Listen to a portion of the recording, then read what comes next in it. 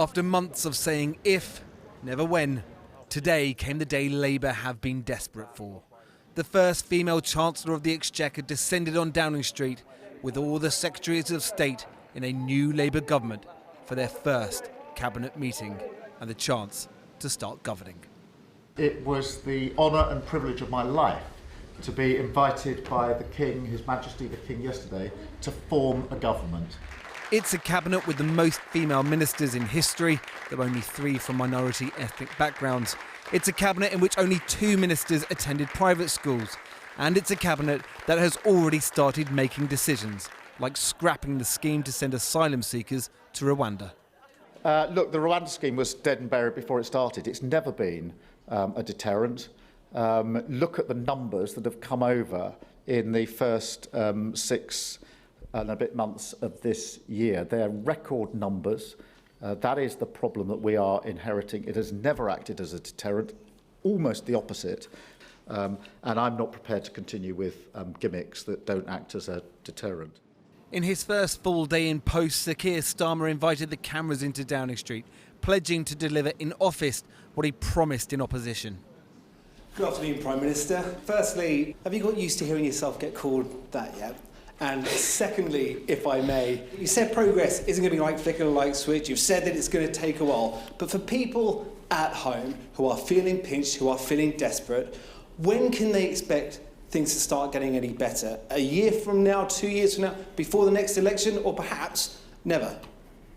Well, look, on the first question, yes, I'm getting used to it. I'm very happy to be called Keir or Prime Minister. On change, the work has started.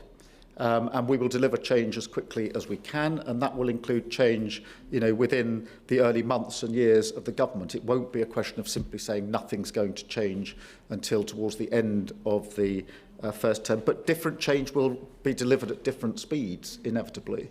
What I can't pretend is that we can fix everything overnight. The obvious example of that is the mess the government, or the last government, made in relation to prisons. They mismanaged the building programme. Half the money hasn't been spent. The tough decisions weren't taken on planning. We don't have the prisons we need. And I can't build a prison in 24 hours. So prisons are a priority. And his new prisons minister is the founder of Timpson's, James Timpson, who employs many ex-offenders and who told this programme earlier this year that much of the prison population shouldn't be there. And then there's another third, and there's a large proportion of women.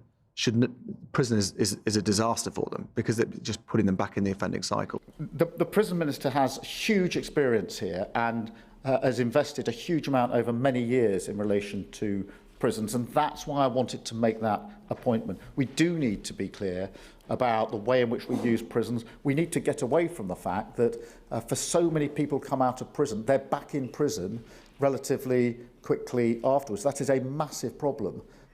Labour's vast majority and the drastic change to Parliament's makeup means pushing through their plans is far easier.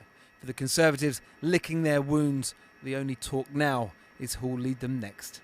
Are you going to be the next Tory party leader? No announcements. We've just got to take our time. We've got to figure out what's happening. She didn't say no, but one person who has, former Chancellor Jeremy Hunt.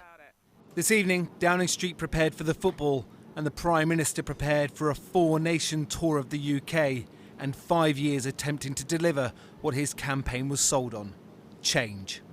Well, if Labour's top tier are getting down to work, what about the newly elected MPs? Joining me here is Miata Fambule and from Lincoln, Hamish Falconer. She was previously an economist, still an economist. He was a diplomat, perhaps still a diplomat, but also a hostage negotiator. Very useful skills these days. Thank you very much to both of you for coming in, and congratulations to both of you. Let me start with you, Miata. There's an extraordinary mismatch, isn't there, here, in terms of the number of MPs and the vote share. Does that worry you in any way at all? Well, listen, I think what was really clear, I knocked on thousands of doors. I've spoken to colleagues who were knocking on thousands of doors, that the country wanted change. And I think what we've delivered is a mandate for change. And we have to deliver. That's the number one priority. And what do you think that means for you? So for me, for Peckham specifically, there are 3 things that I heard loud and clear from my constituents. One is the cost of living and getting the economy back on track so that actually people have jobs that pay a decent wage. The second thing is housing. That's a massive issue for us. The third thing is crime and making sure our community is safe. So those are the three things that I'll be looking to this Labour government to have impact on. I mean, Keir Starmer is very good at managing expectations, and he did that with the timing as well. He said, look, don't expect anything too soon. We've just got in, we're just sitting down to get stuck in. But how much time do you think he realistically has before your voters and constituents start knocking on your door and saying, what's going on? Well, listen, I don't think we can underestimate this. The inheritance and how atrocious it is. So, the thing I always said with every conversation I had is that we are inheriting one of the toughest backdrops in order to deliver change. People are going to want to see tangible things over the course of the next 5 years. But I think people are realistic. They understand that we can't turn it all around overnight. And the job now is to be really clear about what we will deliver, when we will deliver it, and to take people on the journey. And that is about trust. And the thing that I'm going to try and do is spend a lot of time with my constituents so that they trust me when I say, we can't do it like this, but we will do it. And here are the steps that we're taking towards that. I want to talk about some of the specifics in a minute, but let's bring in Hamish. Hamish, as I said, you probably got more experience on the foreign stage as a former diplomat than Prime Minister Keir Starmer has, who's mostly been, in this country. What advice would you give him as he goes to meet NATO leaders in Washington next week?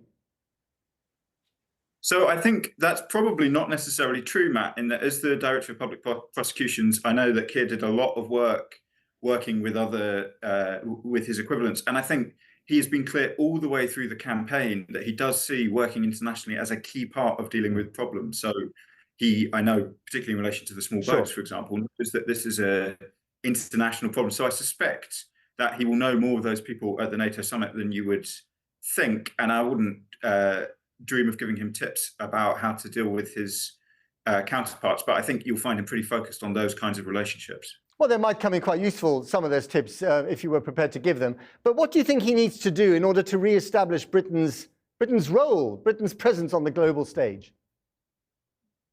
Well, I think that one of the things that is going to be absolutely clear for us is setting out what it is that the UK is focused on and then being reliable in delivering that. I think one of the things that has really hurt the UK's reputation internationally has been the sort of chop change of Boris Johnson, Liz Truss, Dominic Raab. There was no clear orientation in foreign policy for quite a long time. And I think we're going to see in Keir and in the excellent new Foreign Secretary, David Lammy, a much clearer orientation, first off towards our neighbours in Europe, clear continuity on Ukraine, and a much greater ability, as David says, to reconnect Britain in a wider sphere as well, which I just don't think that the Conservatives ever prioritised. And do you think ditching the Rwanda scheme and not picking a fight with the European Court of Human Rights, is that a good thing? Does that help to establish where Britain actually stands in terms of values? I think it's hugely important on values. I think it's hugely important practically. So just north of my constituency, we have RAF Scampton, which was proposed by the government as far as the previous government. So I'm going to have to get used to that. It was proposed by the previous government as a holding pen for asylum seekers in, just like Rwanda, another gimmick that clearly won't work. What I think Keir was signalling today really clearly is that we are going to get down to serious business.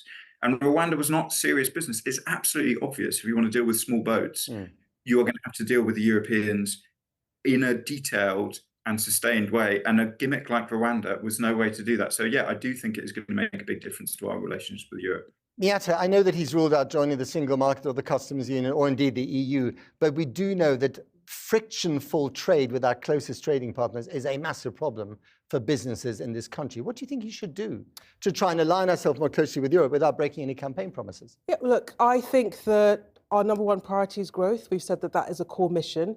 And in the end, we need to make sure that we have a relationship with our closely traded partner that facilitates growth. And so I think there are lots of things that we can agree and negotiate with, still sits within the constraints of the things that we've said that we would do in the campaign. And I mean, how do you get growth without that closer relationship with the EU? And also, how do you pay for all these public services without raising taxes? Well, look, I think the way that we get growth is, first, we do need to normalise the relationship. I think the last government started to do that, but there is a lot more that we need to do so that businesses on the front line of this don't feel that friction. But it comes to other things. It comes to the investment that we're going to make. It comes to our workforce plan, our skills planning. It comes to the big strategic bet. Now, we've got that green prosperity plan that says we know that the green economy is going to be a massive driver of growth. We are backing that with our National Wealth Fund. We've got a proper plan to do that. And that's the thing that's going to deliver in the long term. Finally, Miata, are you nervous checking into Parliament? Excited, but I think a real sense of responsibility. You know, so much is broken. Our job is now to fix it. And I think we wear that with huge grace, responsibility, and, you know, clarity about what needs to be done. Hamish, as a former hostage negotiator, are you terrified about joining Parliament? Yes, I think it's going to be a steep learning curve for all of us who are new to it. But as Miata says, I think we've got an excellent new cohort of Labour MPs who are hungry to try and deliver for their areas, and we'll all be fighting to do that from I get down to London tomorrow, and I'm sure we'll all be pushing and fighting to get some office space and a desk.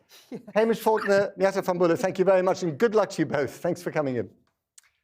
Thanks, Matt. Now, the Green Party say that they have achieved everything they set out to do in the general election, winning all 4 of their key target seats.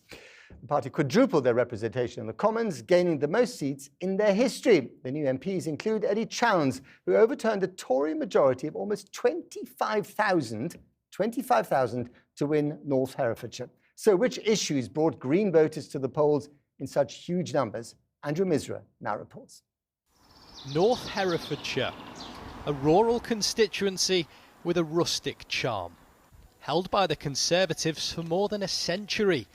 But now these green and pleasant pastures just got a whole lot greener. Diminishing endangered species. The MP here was Sir Bill Wiggin, first elected in 2001. His Tory majority in 2019, nearly 25,000. Ellie Chown came 4th back then. Now she's the area's first Green MP. The party targeted voters here, beefing up their support to win by almost 6,000 votes. We knew that we could win it if we were able to put in the time and the energy and the effort. I mean, it's a place where the Green presence has been growing for many years. I've been a ward councillor for a number of years in a place that used to be really solidly Conservative, you know. But that shifted from 70% Conservative to 80% Green within just 4 years. So you think the signs were there? So the signs were absolutely there. The appeal of the Greens in urban areas like Bristol, with lots of young voters, is perhaps more obvious. It helps explain how the party won in Bristol Central. The picture in rural North Herefordshire, though, is pretty different. Were you surprised about the Green MP winning here? I was, really, yes. I was hopeful. Well, I was very surprised because we've been Conservative here in Leominster since my grandmother was born in 1905. So I never thought I'd see it go any other colour in my lifetime. That it has shows how the party reached a wide demographic in this historic county. Do you mind me asking who you voted for? Green.